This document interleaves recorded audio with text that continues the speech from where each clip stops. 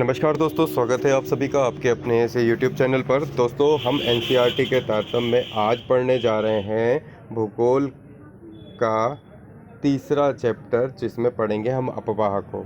दोस्तों, ये NCERT classes में कक्षा 9 का पाठ्यक्रम है। मतलब ये हम 9th स्टैंडर्ड के तीसरे चैप्टर में जियोग्राफी का ये सेक्शन पढ़ेंगे जो है अपवाह से संबंधित। अपवाह क्या कहलाते हैं? अपवाह एक शब्द एक क्षेत्र या नदी के तंत्र की व्याख्या करता है। मतलब ऐसा क्षेत्र जिसमें क्या होता है कि नदी के तंत्र की व्याख्या होती है। मतलब कहते हैं कि जैसे कहा जा सकता है कि यह पानी जो है वो इस जगह से बहता है, तो वो उसका अपवाह क्षेत्र कहलाता है। भारत के भौतिक मानचित्र को देखें तो आप पाएंगे कि विभिन्न दिशाओं से छोटी छोटी धाराएं आकर एक साथ मिल जाती हैं तथा एक मुख्य नदी का निर्माण करती हैं। अंततः इसका निकास किसी बड़े जलाशय जैसे झील या समुद्र या महासागर में होता है। इस नदी तंत्र द्वारा जिस क्षेत्र का जल प्रवाहित होता है उसे एक अपवाह द्रोणी कहते हैं।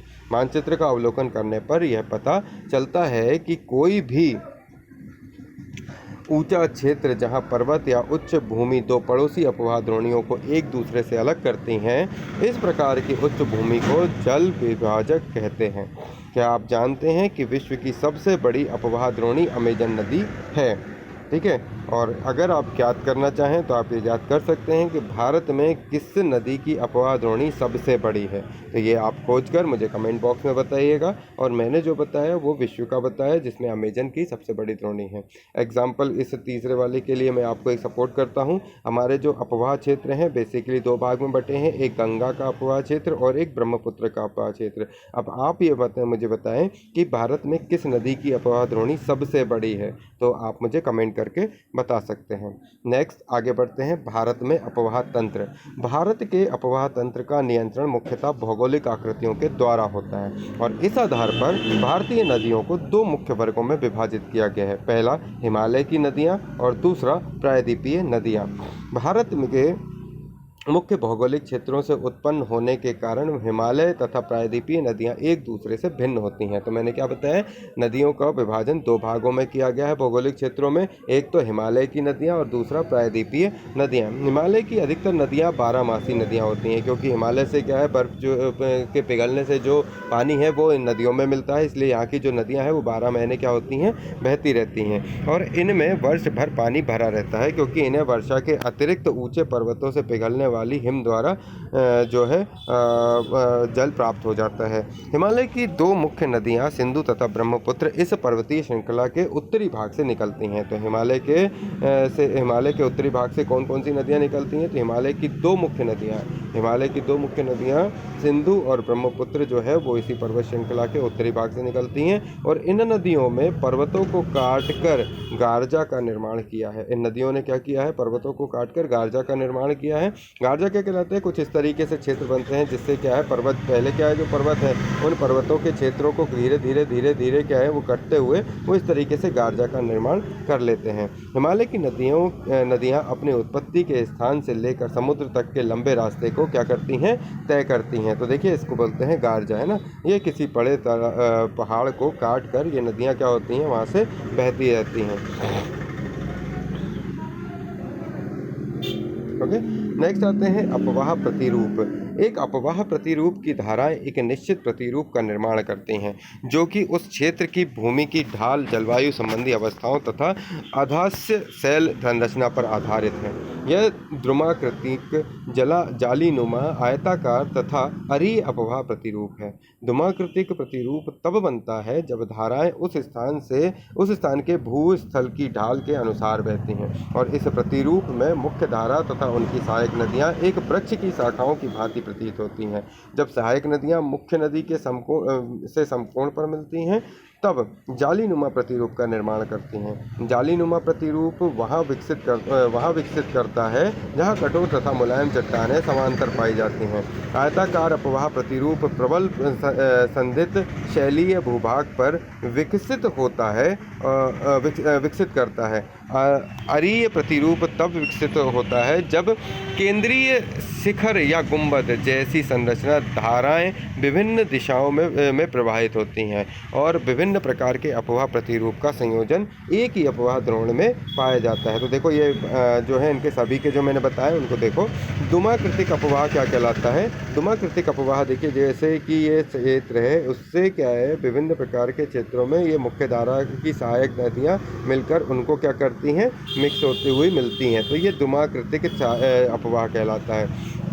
जालीनुमा अपवाह क्या कहलाता है? देखिए इसमें क्या होता है, अवरोधक शैल कंटक होते हैं। तो अवरोधक शैल कंटक जो हैं वो क्या होते हैं, ये बड़ी बड़ी चट्टानें होती हैं। उन चट्टानों से जैसे ये पानी जा रहा है तो इन चट्टानों से एक धारा यहाँ निकल गई और एक धारा इधर निकल गई, उसी तरीके से और विभक्त हो गई। कुछ धाराएँ इस तरफ विभक्त हो गई, कुछ इधर कटकर इधर या इधर विभक्त हो गई। तो ये जालीनुमा अपवाह तंत्र होता है, इसमें इस तरीके से दिखती हैं। फिर आयताकार अपवाह, जो आयताकार अपवाह है तो देखिए ये नदियों का जो पानी है वो इस तरीके से क्या हो जाता है, कभी मुख्य धाराएं जो हैं इस तरीके से आयताकार रूप में बहती हुई नजर आती हैं, तो ये आयताकार अपवाह तंत्र होता है। फिर आता है अरीय अपवाह। अरीय अपवाह में क्या होता है, जो है मध्य शिखर, उस मध्य शिखर से धाराएं जो होती हैं अन्य अनेक धाराओं में विभक्त होती हुई दिखाई देती हैं, तो ये अरीय अपवाह तंत्र कहलाता है। आगे बढ़ते हैं, अन्य निक्षेपण कृतियों का निर्माण करती हैं। ये पूर्ण विकसित डेल्टाओं का भी निर्माण करती हैं, इसी में अपन पढ़ रहे थे। अधिकतर प्रायद्वीपीय नदियाँ मौसमी होती हैं क्योंकि इनका अपवाह वर्षा पर निर्भर करता है। शुष्क मौसम में बड़ी नदियों का जल भी घटकर छोटी छोटी धाराओं में विभक्त बहने लगता है। हिमालय की नदियों की तुलना में प्रायद्वीपीय नदियों की लंबाई कम तथा छिछली है, फिर भी इनमें से कुछ केंद्रीय उच्च भूमि से निकलती हैं तथा पश्चिम की तरफ बहती हैं। क्या आप इस प्रकार की दो बड़ी नदियों की पहचान सकते हैं? प्रायद्वीपीय भारत की अधिकतर नदियाँ पश्चिम घाट से निकलती हैं तथा बंगाल की खाड़ी की तरफ बहती हैं। हिमालय की नदियाँ सिंधु, गंगा तथा ब्रह्मपुत्र हिमालय से निकलने वाली प्रमुख नदियां हैं। ये नदियां लंबी हैं तथा अनेक महत्वपूर्ण एवं बड़ी सहायक नदियां आकर इनमें मिलती हैं। किसी नदी तथा उसका सहायक नदियों का नदी तंत्र कहा जाता है।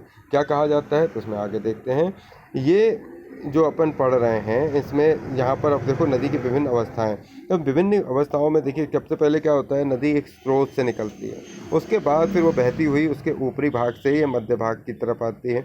मध्य भाग के बाद अगर आप देखें तो ये विसर्पी का निर्माण कर रही हैं। फिर इसके बाद इस तरीके से कभी ये जो है ना पानी ऊपर उठ के या वर्षा का पानी के कारण ये ज़्यादा भर जाता है तो ये कुछ गोखुर झील टाइप में बन जाती है, मतलब उस जगह पे पानी हट जाता है और रिमेनिंग पानी जो वहाँ पड़ा रहता है वो भरा हुआ पानी गोखुर झील टाइप का निर्माण करता है। फिर निचला क्षेत्र है और उसके बाद डेल्टा बनाती हुई नदियाँ समुद्र में मिल जाती हैं, तो ये एक प्रकार से नदी का अपवाह तंत्र कहला गया। हिमालय की नदियाँ सिंधु, गंगा तथा ब्रह्मपुत्र हिमालय से निकलने वाली प्रमुख नदियां हैं और ये नदियां लंबी हैं तथा अनेक महत्वपूर्ण एवं बड़ी सहायक नदियां आकर इनमें मिलती हैं। किसी नदी तथा उसकी सहायक नदियों का तंत्र नदी तंत्र कहलाता है। सिंधु नदी तंत्र, सिंधु नदी का उद्गम मानसरोवर झील के निकट तिब्बत में हुआ है। तो ये पूछी जाने वाली बात है कि सिंधु नदी का उद्गम कहाँ से होता है, तो मानसरोवर झील के निकट तिब्बत से होता है। पश्चिम की ओर बहती हुई यह नदी भारत में, ये किस साइड बहती है, पश्चिम की ओर बहती है। तो ये पश्चिम की ओर बहती हुई नदी भारत में जम्मू कश्मीर के लद्दाख ज़िले में प्रवेश करती है। इस भाग में थोड़ा सा मैं इसको आगे और बताता हूँ, पहले यहाँ देखो नदियों का ये जो क्रम है ना, यहाँ पर अपन ऊपर से देखते हैं। सबसे ऊपर में जिसको अभी अपन पढ़ रहे हैं सिंधु नदी का तंत्र, ये पश्चिम उत्तर है ना, नीचे दक्षिण, ये पूर्व और ये पश्चिम। तो अभी मैंने जो बताया वो क्या बताया, ये पश्चिम की तरफ बहती है। तो सिंधु नदी जो है मानसरोवर झील से निकलती हुई पश्चिम की ओर बहती हुई इस तरीके से आगे बढ़ती है, पाकिस्तान की तरफ जाती है। तो इस जगह जाने से पहले जाते हुए इसे अन्य नदियाँ मिलती हैं जो इसकी सहायक नदियाँ बनती हैं। जैसे सबसे पहले अगर अपन बात करें तो झेलम नदी आगे चलकर चेनाब नदी में मिल जाती है। चेनाब नदी जो है वो यहाँ से निकलती है ना, कहाँ से, ये सब हिमालय के क्षेत्र से निकल रही है ना। तो ये हिमालय के क्षेत्र के अलग अलग भाग हैं और उनके मैं आगे बताऊंगा। तो यहाँ से क्या हुआ, चेनाब नदी निकल रही है और चेनाब नदी बहती हुई कहाँ जाएगी, सिंधु नदी में, और उसको सहायक नदी कौन मिल जाएगी, झेलम। तो चेनाब की सहायक नदी क्या कहला गई, झेलम कहला गई। झेलम नदी जब आगे बढ़ती है तो उससे पहले उसके जहाँ से झेलम निकलती है वहीं से रावी नदी भी निकलती है। तो रावी नदी भी किस में मिल जाएगी, चेनाब में। तो चेनाब में दो नदियाँ मिल गई यहाँ पे, कौन कौन सी मिल गई, एक तो मिल गई झेलम और दूसरी मिल गई रावी। झेलम और रावी जो है चेनाब नदी की सहायक नदियाँ कहला गई। ओके, यहाँ तक बात समझ में आ गई। आगे बढ़ते हैं। अब इधर से सतलुज नदी जो ब्यास नदी है ना, ब्यास नदी जो है वो यहाँ से निकलेगी है ना। इधर से ब्यास नदी निकलेगी और किस में जाकर मिल जाएगी, सतलुज नदी में। और उस सतलुज नदी के पास में से ही जो है जो सतलुज नदी है, देखो यहाँ से निकलती है और ये यहाँ से बहती हुई, है ना, ये कहीं नेपाल, चीन, तिब्बत, चाइना वाले क्षेत्र से निकलती हुई सतलुज नदी ब्यास नदी को सहायक नदी बनाते हुए आगे बढ़ती है और उसमें जो है झेलम नदी मिल जाती है। और झेलम जो है, झेलम, चनाब, रावी, सतलुज, ब्यास, ये सारी नदियाँ मिलती हुई किस में मिल जाती हैं, सिंधु नदी में मिलती हैं। और फिर सिंधु नदी आगे जाके जो है वो अपने डेल्टा बनाते हुए जाके कहाँ मिल जाती है, अरब सागर में मिल जाती है। ये तो हो गया कौन सा, सिंधु नदी तंत्र। ऐसे ही है गंगा नदी तंत्र, है ना, गंगा नदी तंत्र। इसके अलावा और भी, तो ये अभी अपन इसको और देखते हैं। देखो गंगा नदी जो है वो यहाँ गैस से निकलती है, तो निकलने से पहले जब वो निकलती है तो वो उसका नाम गंगा नहीं होता है, दूसरे नामों से जानी जाती है। अब किन नामों से जानी जाती है, अब मैं यहाँ पर आपको इस तरीके से तो खोल के नहीं समझा सकता, तो इसको मैं आपको आगे बताता हूँ, है ना। पहले अपन इसे पढ़ा देते हैं फिर इसको समझाएंगे। तो इस तरीके से जो है सिंधु नदी कश्मीर के लद्दाख ज़िले में प्रवेश करती है और इस भाग में एक बहुत ही सुंदर दर्शनीय गार्ज का निर्माण करती है। इस क्षेत्र में बहुत सी सहायक नदियाँ हैं, जैसे जास्कर, नूब्रा, श्योक और हुंजा इस नदियों में मिलती हैं। सिंधु नदी बलूचिस्तान तथा गिलगित से बहते हुए अटक में पर्वतीय क्षेत्र से बाहर निकलती है। सतलुज, ब्यास, रावी, चेनाब तथा झेलम आपस में मिलकर पाकिस्तान में मिठानकोट के पास सिंधु नदी में मिल जाती है और इसके बाद यह नदी दक्षिण की तरफ बहती है तथा अंत में कराची में पूर्व की ओर अरब सागर में मिल जाती है। सिंधु नदी के मैदानों का ढाल बहुत धीमा है। सिंधु द्रोणी का 1/3 से कुछ अधिक भाग भारत में, जम्मू कश्मीर, हिमाचल तथा पंजाब में तथा शेष भाग पाकिस्तान में स्थित है। ठीक है। 2900 किलोमीटर लंबी सिंधु नदी विश्व की लंबी नदियों में से एक है। क्या आप जानते हैं कि सिंधु जल समझौता संधि के अनुच्छेदों 1960 के अनुसार भारत इस नदी उपक्रम के संपूर्ण जल का केवल 20% जल उपयोग कर सकता है। इस जल का उपयोग हम पंजाब, हरियाणा और राजस्थान के दक्षिण पश्चिम भागों में सिंचाई के लिए करते हैं। तो सिंधु जल समझौता के अनुसार भारत इस नदी का सिर्फ 20% ही उपयोग कर सकता है।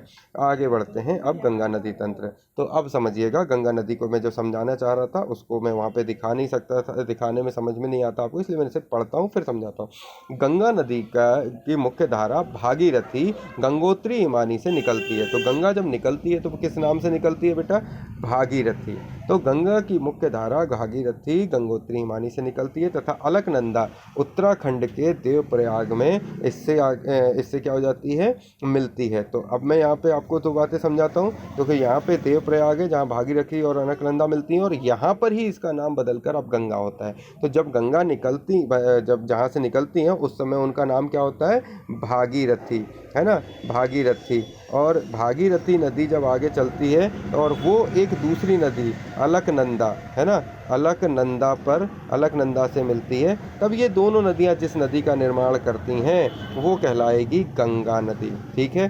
तो ये बातें मैं आपको वहाँ पे समझाना चाह रहा था, अब इसको मैं दिखाता हूँ। तो यहाँ पर अब आप देख सकते हो गंगा और यहाँ से निकली भागीरथी और ये निकली अलकनंदा, सॉरी ये भागीरथी है और ये अलकनंदा है ना।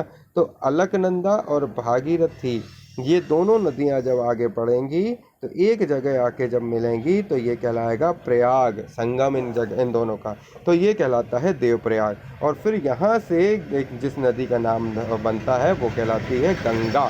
और गंगा नदी फिर जब यहाँ से चलती है तो भारत के मध्य भाग से उत्तर की ओर बहने वाली मोस्टली सारी नदियाँ जो हैं वो यमुना में मिलती हैं और यमुना जो है वो जाकर गंगा में मिल जाती हैं। तो मैं आपको मध्य प्रदेश की अगर बात करूं तो मध्य प्रदेश की सारी नदियां उत्तर की ओर तरह जो बहती हैं वो सारी यमुना में मिलती हैं और यमुना खुद इलाहाबाद में जाकर जो संगम है उसमें वो वहाँ पे जाके गंगा में मिल जाती हैं। इसके अलावा सोन नदी जो है वो डायरेक्टली जाके गंगा नदी में मिलती है, घग्गर नदी वो भी इसमें मिलती है, गंडक, कोसी, ये सारी नदियाँ जो हैं गंगा नदी का अपवाह तंत्र बनाती हैं। अब आगे बढ़ता हूँ।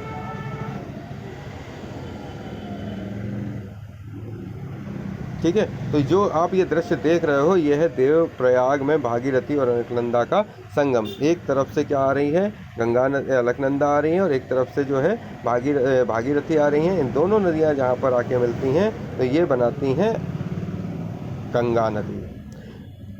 ठीक है, आगे बढ़ते हैं। तो यहाँ पर हरिद्वार के पास गंगा पर्वतीय भाग को छोड़कर मैदानी भाग में क्या करती हैं, पहुँचती हैं। हिमालय से निकलने वाली बहुत सी नदियाँ आकर गंगा में मिलती हैं। इनमें से कुछ नदियाँ हैं यमुना, घग्गरा, गंडक, कोसी। यमुना नदी हिमालय के यमुनोत्री हिमानी से निकलती है और यह गंगा के दाहिने किनारे के समानांतर बहती है। किसके? यह गंगा के दाहिने किनारे के समानांतर बहती है तथा इलाहाबाद में गंगा में आकर मिल जाती है। घाघरा, गंडक और कोसी नेपाल हिमालय से निकलती हैं। कहाँ से? घाघरा, गंडक और कोसी नेपाल हिमालय से निकलती हैं। इसके कारण प्रत्येक वर्ष उत्तरी मैदान के कुछ हिस्सों में यहाँ पे बाढ़ आती है। तो इससे बड़े पैमाने पर जाल मान का नुकसान होता है, लेकिन ये वे नदियां हैं जो मिट्टियों को उपजाऊ प्रदान कर कृषि योग्य भूमि बना देती हैं। प्रायद्वीपीय उच्च भूमि से आने वाली मुख्य सहायक नदियां चंबल, बेतवा तथा सोन हैं। ये अर्ध शुष्क क्षेत्रों से निकलती हैं और इनकी लंबाई कम तथा इनमें पानी की मात्रा कम होती है। याद कीजिए कि ये नदियाँ कैसे तथा कहाँ गंगा में मिलती हैं। बाएं तथा दाहिने किनारे की सहायक नदियों के जल से परिपूर्ण होकर गंगा पूर्व दिशा में पश्चिम बंगाल के फरक्का तक बहती है। यहाँ गंगा डेल्टा के सबसे उत्तरी बिंदु है। तो जो पश्चिम बंगाल का फरक्का है वो क्या है? गंगा के डेल्टा का सबसे उत्तरी बिंदु कहलाता है। यहाँ नदी दो भागों में बट जाती है। भागीरथी हुगली जो इसकी एक वितरिका है, दक्षिण की तरफ बहती है तथा डेल्टा के मैदान से होते हुए बंगाल की खाड़ी में मिल जाती है। मुख्य धारा दक्षिण की ओर बहती हुई बांग्लादेश में प्रवेश करती है और एवं ब्रह्मपुत्र नदी इससे आकर मिल जाती है। अंतिम चरणों में गंगा और ब्रह्मपुत्र समुद्र में विलीन होने से पहले मेघना के नाम से जानी जाती है। गंगा एवं ब्रह्मपुत्र के जल वाली यह बृहद नदी बंगाल की खाड़ी में मिल जाती है। इन नदियों के द्वारा बनाए गए डेल्टा को सुंदरबन डेल्टा के नाम से जाना जाता है। तो आप क्या जानते हो कि सुंदरबन डेल्टा का नाम वहाँ पाए जाने वाले सुंदरी पादप से लिया गया है। सुंदरबन डेल्टा विश्व का सबसे बड़ा एवं तेजी से वृद्धि करने वाला डेल्टा है। यहाँ रॉयल बंगाल टाइगर भी क्या होते हैं? पाए जाते हैं। गंगा की लंबाई जनरली कितनी है? 2500 किलोमीटर है और चित्र 3.1 में अगर आप देखें तो यहाँ क्या गंगा नदी के अपवाह तंत्र की पहचान आप कर पाओगे? तो आप इसे अवश्य कर पाओगे। अंबाला नगर सिंधु तथा गंगा नदी तंत्रों के बीच जल विभाजक पर स्थित है। अंबाला से सुंदरबन तक मैदान की लंबाई लगभग 1800 किलोमीटर है, परंतु इनके ढाल में गिरावट मुश्किल से 300 मीटर है। दूसरे शब्दों में प्रति 6 किलोमीटर की दूरी पर ढाल में गिरावट केवल 1 मीटर है। इसलिए इन नदियों में अनेक बड़े बड़े विसर्प बन जाते हैं। ब्रह्मपुत्र नदी तंत्र। ब्रह्मपुत्र नदी तिब्बत की मानसरोवर झील के पूर्व तथा सिंधु तथा सतलुज के स्रोतों से काफ़ी नज़दीक में मिलती है और इसकी लंबाई सिंधु से कुछ अधिक है, परंतु इसका अधिकतर मार्ग भारत से बाहर स्थित है। यह हिमालय के समानांतर पूर्व की ओर बहती है। नामचा बारवा शिखर 7757 मीटर के पास पहुंचकर यह अंग्रेजी के यू अक्षर जैसी मोड़ बनाकर भारत के अरुणाचल प्रदेश में गार्ज के माध्यम से प्रवेश करती है और यहाँ इसे देहांग के नाम से जाना जाता है तथा देवांग, लोहित, केनुला एवं दूसरी सहायक नदियाँ इसमें मिलकर असम में ब्रह्मपुत्र का निर्माण करती हैं। ब्रह्मपुत्र को तिब्बत में सांगपो तथा बांग्लादेश में जमुना कहा जाता है। तिब्बत एक शीत एवं शुष्क क्षेत्र है जहाँ इस नदी में जल एवं सिल्ट की मात्रा बहुत कम होती है। भारत में यह उच्च वर्षा वाले क्षेत्र से होकर गुजरती है। यहाँ नदी में जल एवं सिल्ट की मात्रा बढ़ जाती है। असम में ब्रह्मपुत्र अनेक धाराओं में बहकर एक गुफित नदी के रूप में बहती है तथा बहुत सी नदी द्वीपों का निर्माण करती है। क्या आपको ब्रह्मपुत्र के द्वारा बनाए गए विश्व के सबसे बड़े नदी द्वीप का नाम पता है? तो वो है माजुली द्वीप। प्रत्येक वर्ष वर्षा ऋतु में यह नदी अपने किनारों से ऊपर बहने लगती है एवं बाढ़ के द्वारा असम तथा बांग्लादेश में बहुत अधिक क्षति पहुंचाती है। उत्तर भारत की अन्य नदियों के विपरीत ब्रह्मपुत्र नदी में सिल्ट निक्षेपण की मात्रा बहुत अधिक होती है और इसके कारण नदी की सतह बढ़ जाती है और यह बार बार अपनी धारा के मार्ग में परिवर्तन लाती है। प्रायद्वीपीय नदियाँ। प्रायद्वीपीय भारत में मुख्य जल विभाजक का निर्माण पश्चिम घाट द्वारा होता है, जो पश्चिमी तट के निकट उत्तर से दक्षिण की ओर स्थित है। प्रायद्वीपीय भाग की अधिकतर मुख्य नदियाँ जैसे महानदी, गोदावरी, कृष्णा तथा कावेरी पूर्व की ओर बहती हैं तथा बंगाल की खाड़ी में गिरती हैं। ये नदियाँ अपने मुहाने पर डेल्टा का निर्माण करती हैं। पश्चिमी घाट से पश्चिम में बहने वाली अनेक छोटी धाराएं हैं। नर्मदा एवं तापी दो ही बड़ी नदियां हैं जो कि पश्चिम की तरफ बहती हैं और ज्वर नद मुख का निर्माण करती हैं। प्रायद्वीपीय नदियों की अपवाह द्रोणियां आकार में अपेक्षाकृत छोटी होती हैं। नर्मदा द्रोणी। नर्मदा का उद्गम मध्य प्रदेश में अमरकंटक पहाड़ी के निकट है। यह पश्चिम की ओर एक भ्रंश घाटी में बहती है। समुद्र तक पहुंचने के क्रम में यह नदी बहुत ही दर्शनीय स्थलों का निर्माण करती है। जबलपुर के निकट संगमरमर के शैलों में यह नदी गहरे गार्ज से बहती है तथा जहाँ यह तीव्र नदी ढाल से गिरती है वहाँ धुआंधार प्रपात का निर्माण होता है। नर्मदा की सभी सहायक नदियाँ बहुत छोटी हैं और इनमें से अधिकतर समकोण पर मुख्य धारा से मिलती हैं। नर्मदा द्रोणी मध्य प्रदेश तथा गुजरात के कुछ भागों में विस्तृत है। तापी नदी। तापी का उद्गम मध्य प्रदेश के ये ताप्ती नदी है ना। तापी नदी का उद्गम मध्य प्रदेश के बैतूल जिले में सतपुड़ा की श्रृंखला में है और यह भी नर्मदा के समानांतर एक भ्रंश घाटी में बहती है, लेकिन इसकी लंबाई बहुत कम है और इनकी द्रोणी मध्य प्रदेश, गुजरात और महाराष्ट्र राज्य में है। अरब सागर तथा पश्चिम घाट के बीच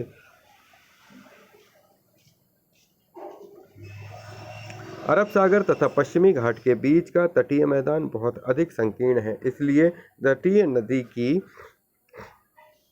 तटीय नदी की लंबाई बहुत कम है। पश्चिम की ओर बहने वाली मुख्य नदियां साबरमती, माही, भारतपुजा तथा पेरियार हैं और उन राज्यों के नाम बताइए जहां ये नदियां बहती हैं। तो देखो, साबरमती जो है वो गुजरात में बहती है। माही नदी जो है वो अपने मध्य प्रदेश से लेके गुजरात के बीच वाले हिस्से में आपको ये गुजरात में ही मिलेगी, थोड़ी सी बहती है। भारतपुजा, इसके बारे में आप मुझे ढूंढकर कमेंट बॉक्स में बताइएगा। और पेरियार, जहाँ पर पेरियार अभ्यारण्य है, वो सर पे आप जो नदी बहती है उसका भी नाम आप मुझे कमेंट बॉक्स में बताइएगा।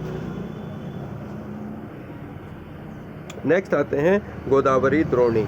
गोदावरी सबसे बड़ी प्रायद्वीपीय नदी है और यह महाराष्ट्र के नासिक जिले में पश्चिमी घाट की ढालों से निकलती है। इसकी लंबाई लगभग 1500 किलोमीटर है और यह बहकर बंगाल की खाड़ी में गिरती है। प्रायद्वीपीय नदियों में इसका अपवाह तंत्र सबसे बड़ा है और इसकी द्रोणी महाराष्ट्र यानी कि नदी द्रोणी का 50% भाग मध्य प्रदेश, उड़ीसा तथा आंध्र प्रदेश में स्थित है। गोदावरी में अनेक सहायक नदियाँ मिलती हैं जैसे पूर्णा, वर्धा, प्राणहिता, मंजरा, बेनगंगा तथा पेनगंगा। इनमें से अंतिम 3 सहायक नदियां बहुत बड़ी हैं और बड़े आकार और विस्तार के कारण इन्हें दक्षिण गंगा के नाम से जाना जाता है। महानदी द्रोणी। महानदी का उद्गम छत्तीसगढ़ की उच्च भूमि से है तथा यह उड़ीसा से बहते हुए बंगाल की खाड़ी में मिल जाती है। इस नदी की लंबाई 860 किलोमीटर है। इसकी अपवाह द्रोणी महाराष्ट्र, छत्तीसगढ़, झारखंड तथा उड़ीसा में है। कृष्णा द्रोणी। महाराष्ट्र के पश्चिमी घाट में महाबलेश्वर के निकट एक स्रोत से निकलकर कृष्णा लगभग 1400 किलोमीटर बहकर बंगाल की खाड़ी में गिरती है। तुंगभद्रा, कोयना, घाटप्रभा, मूसी तथा भीमा इनकी कुछ प्रमुख सहायक नदियां हैं और इसकी द्रोणी महाराष्ट्र, कर्नाटक तथा आंध्र प्रदेश में फैली है। कावेरी द्रोणी। कावेरी पश्चिमी घाट के ब्रह्मगिरी श्रृंखला से निकलती है तथा तमिलनाडु में कुडलूर के दक्षिण में बंगाल की खाड़ी में मिल जाती है और इसकी लंबाई 760 किलोमीटर है और इसकी प्रमुख सहायक नदियां हैं अमरावती, भवानी, हेमावती तथा काबिनी और इसकी द्रोणी तमिलनाडु, केरल तथा कर्नाटक में विस्तृत है। क्या आप जानते हैं कि भारत में दूसरा सबसे बड़ा जलप्रपात कावेरी नदी बनाती है और इसे शिव समुद्रम के नाम से जानते हैं। प्रपात द्वारा उत्पादित विद्युत मैसूर, बेंगलोर तथा कोलार स्वर्ण क्षेत्र को प्रदान की जाती है। याद करें कि भारत का सबसे बड़ा जलप्रपात कौन सा है, तो ये आप मुझे बताइए। दूसरा तो शिव समुद्रम बता दिया, पहला आपको बताना है। पहला बहुत बढ़िया नाम है उसका, आप मुझे ज़रूर कमेंट करके बताइएगा। इन बड़ी नदियों के अतिरिक्त कुछ छोटी नदियाँ हैं जो पूर्व की तरफ बहती हैं, जैसे दामोदर, ब्रह्मणी, बैतरणी तथा सुवर्णरेखा कुछ महत्वपूर्ण उदाहरण हैं और अपने एटलस में इनकी स्थिति को आप क्या करें, ज्ञात कर सकते हैं। सकते हैं। आप जानते हैं कि पृथ्वी के धरातल का लगभग 71% भाग जो है वो जल से ढका है, लेकिन इसका 97% जल जो है वो क्या है, लवणीय है। केवल 3% ही स्वच्छ जल है जो जल के रूप में उपलब्ध है, जिसका 3/4 भाग हिमानी के रूप में है। ठीक है, तो झीलों पे चलते हैं अब। कश्मीर घाटी तथा प्रसिद्ध डल झील नाव वाले घरों तथा शिकारा से तो आप परिचित ही होंगे, जो प्रत्येक वर्ष हजारों पर्यटकों को क्या करते हैं, आकर्षित करते हैं। इसी प्रकार आप अन्य झीलों वाले स्थानों पर भी गए होंगे जहां नौकायान, तैराकी तथा अन्य जलीय खेलों का आनंद लिया होगा। कल्पना करिए कि अगर कश्मीर, नैनीताल एवं दूसरे पर्यटन स्थलों पर झील नहीं होती, तब क्या होता। वे उतना ही आकर्षित करते जितना कि आज करते हैं। क्या आपने कभी यह जानने की कोशिश की है कि इन पर्यटकों को आकर्षित करने के लिए किसी स्थान पर झीलों का क्या महत्व है। पर्यटकों के आकर्षण के अतिरिक्त मानव के लिए अन्य कारणों से भी झीलों का महत्व है।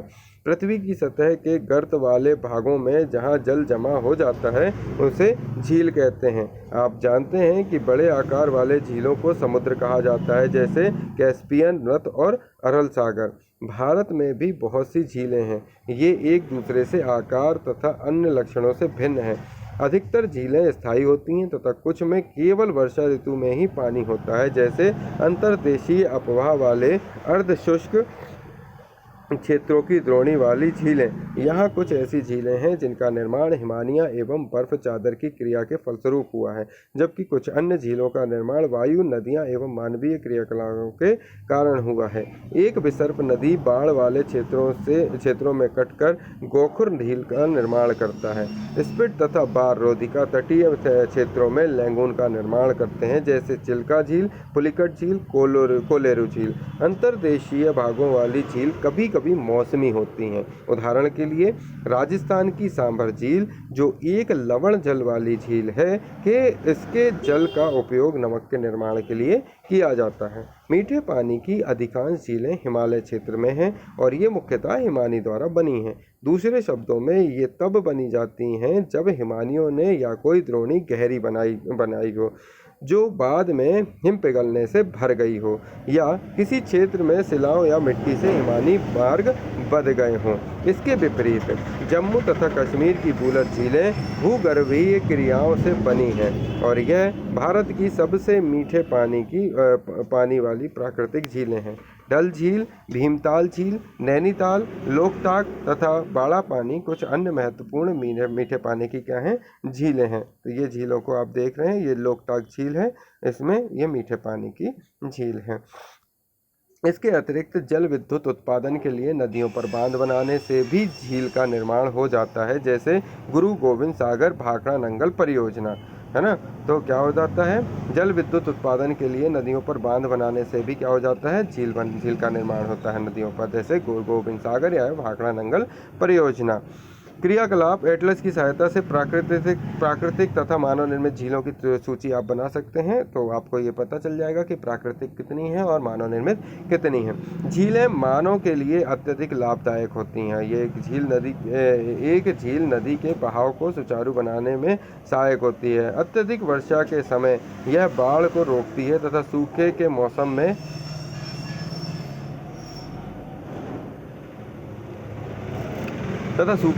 में यह पानी के बहाव को संतुलित करने में सहायता करती हैं। झीलों का प्रयोग जल विद्युत उत्पादन करने में भी किया जाता है और ये आसपास के क्षेत्रों की जलवायु को सामान्य बनाती है। जलीय परितंत्र को संतुलित रखती हैं। झीलों की प्राकृतिक सुंदरता व पर्यटन को बढ़ाती है तथा हमें मनोरंजन प्रदान करती हैं। नदियों की अर्थव्यवस्था में महत्व। संपूर्ण मानव इतिहास में नदियों का अत्यधिक महत्व रहा है। नदियों का जल मूल प्राकृतिक संसाधन है तथा अनेक मानवीय क्रियाकलापों के लिए अनिवार्य है। यही कारण है कि नदियों के तट ने प्राचीन काल से ही अधिवासियों को अपनी ओर आकर्षित किया है। ये गांव अब बड़े शहरों में परिवर्तित हो चुके हैं। अपने राज्य के उन शहरों की एक सूची तैयार कीजिए जो नदी के किनारे स्थित हैं। किंतु भारत जैसे देश के लिए, जहाँ की अधिकांश जनसंख्या जीविका के लिए कृषि पर निर्भर है, वहाँ सिंचाई, नौसंचालन, जल विद्युत निर्माण में नदियों का महत्व बहुत अधिक है। है। नदी प्रदूषण। नदी जल की घरेलू, औद्योगिक तथा कृषि में बढ़ती मांग के कारण इसकी गुणवत्ता प्रभावित हुई है और इसके परिणाम स्वरूप नदियों में अधिक जल की निकासी होती है तथा इनका आयतन घटता जाता है। दूसरी ओर उद्योग का प्रदूषण तथा अपरिष्कृत कचरे नदी में मिलते रहते हैं। यह केवल जल की गुणवत्ता को ही नहीं बल्कि नदी में के स्वतः स्वच्छीकरण की क्षमता को भी प्रभावित करते हैं। उदाहरण के लिए दिए गए समुचित जल प्रवाह में गंगा का जल लगभग 20 किलोमीटर क्षेत्र में फैले बड़े शहरों की गंदगी को तनु करके समाहित कर सकता है, लेकिन लगातार बढ़ते हुए औद्योगिकीकरण तथा शहरीकरण के कारण ऐसा संभव नहीं हो पाता है तथा अनेक नदियों में प्रदूषण का स्तर बढ़ता जा रहा है। नदियों के बढ़ते प्रदूषण के कारण इनको स्वच्छ बनाने के लिए अनेक कार्य योजनाएं लागू की गई हैं। क्या आपने कभी ऐसी कार्य योजनाओं के बारे में सुना है? नदी के दूषित जल से हमारा स्वास्थ्य किस प्रकार प्रभावित होता है? बिना स्वच्छ जल का मानव जीवन, इस विषय पर विचार करें तथा अपनी कक्षा में एक वाद विवाद प्रतियोगिता का आयोजन करें। राष्ट्रीय नदी संरक्षण योजना NRCP, इसके बारे में सुने। राष्ट्रीय नदी संरक्षण योजना NRCP गंगा कार्य योजना के क्रियाकलापों का पहला चरण सन 1985 में आरंभ किया गया एवं इसे 31 मार्च 2000 को बंद किया गया।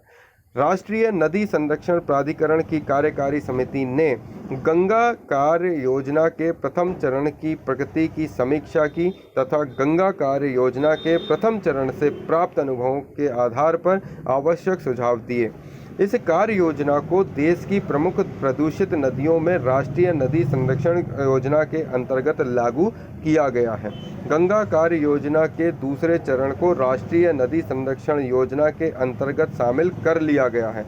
विस्तृत राष्ट्रीय नदी संरक्षण योजना में अब 16 राज्यों की 27 नदियों के किनारे बसे 152 शहर शामिल हैं और इस कार्य योजना के तहत 57 जिलों में प्रदूषण को कम करने के लिए कार्य किया जा रहा है। प्रदूषण को कम करने वाली कुल 215 योजनाओं को स्वीकृति दी गई है। अभी तक 69 योजनाएं इस कार्य योजना के तहत पूरी हो चुकी हैं और इसके अंतर्गत लाखों लीटर प्रदूषित जल को रोककर उसकी दिशा में परिवर्तन करके परिष्करण करने का लक्ष्य रखा गया है। तो ये जो मैंने आपको सुनाया, ये था राष्ट्रीय नदी संरक्षण योजना NRCP। चलिए कुछ प्रश्न लगा लीजिए जिसमें आपको ये सारी चीज़ें पता चल जाएंगी। निम्नलिखित में से कौन सा वृक्ष की शाखाओं के समान अपवाह प्रतिरूप प्रणाली है? तो मैंने आपको ऊपर बताया था कि अरीय, केंद्राभिमुख, ध्रुमाकृतिक और जालीनुमा। तो इनमें से कौन सी वृक्ष की शाखा की समान अपवाह प्रतिरूप की प्रणाली है? तो ये आप मुझे इसमें बताइए। जालीनुमा है, ध्रुमाकृतिक है, केंद्राभिमुख है, अरीय है। ठीक है, तो इसमें आप अच्छे से देख सकते हैं ध्रुमाकृतिक में क्या होता था। ध्रुमाकृतिक में जो है इस तरीके से बदल जाती हैं, तो यही इसका आंसर हो जाएगा। ठीक है, नेक्स्ट आते हैं बुलर झील निम्नलिखित में से किस राज्य में स्थित है? तो बुलर झील जो है वो मीठे पानी की है, तो आप मुझे आंसर करके बताएं ये कहाँ पर है। ठीक है, ये जम्मू कश्मीर है। नर्मदा नदी का उद्गम स्थान जो है अमरकंटक है। कौन सी लवणीय जल वाली झील है? तो लवण किस में है ना? बुलर झील, सांबर झील, डल झील। तो जिसमें क्या होंगे, जिससे नमक बनता है, सांबर झील से उन्हें बनता है। बाकी तो ये सब सही है ना। बाकी गोविंद सागर झील जो है वो वो प्राकृतिक झील है। बुलर झील मीठे पानी की हो गई। डल झील जो है वो कहाँ पर है? कश्मीर में है, जिस पर तो शिकारे वगैरह चलते हैं। सांबर झील जो है उसमें लवण की अधिकता है। निम्न में कौन सी नदी प्रायद्वीपीय भारत की सबसे बड़ी नदी है? प्रायद्वीपीय भारत की सबसे बड़ी नदी जो है वो यहाँ पर कौन सी है? इनमें से बतानी है आपको। कृष्णा, नर्मदा, महानदी, गोदावरी। तो आपको इनकी लंबाइयाँ पता होंगी तो आप इसको बता लोगे। तो सबसे बड़ी लंबाई किसकी है इन सभी में? तो नर्मदा की जो है वो लंबाई ज़्यादा है ना।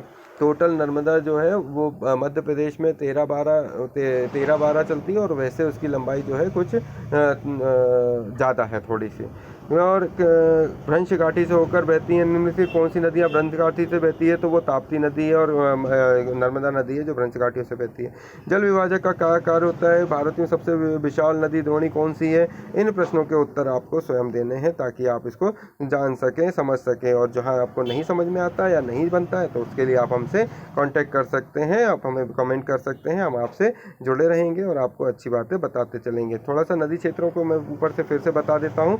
देखिए सिंधु नदी तंत्र में मैंने आपको बताया कि ये सिंधु नदी जो है वो मानसरोवर से निकलती है, तिब्बत के मानसरोवर से निकलती हुई इस तरीके से पाकिस्तान की तरफ बहती हुई जाती है। उसमें जो सहायक नदियाँ मिलती हैं, तो सबसे पहले जो सहायक नदी मिलेगी वो कौन सी मिलेगी, देखो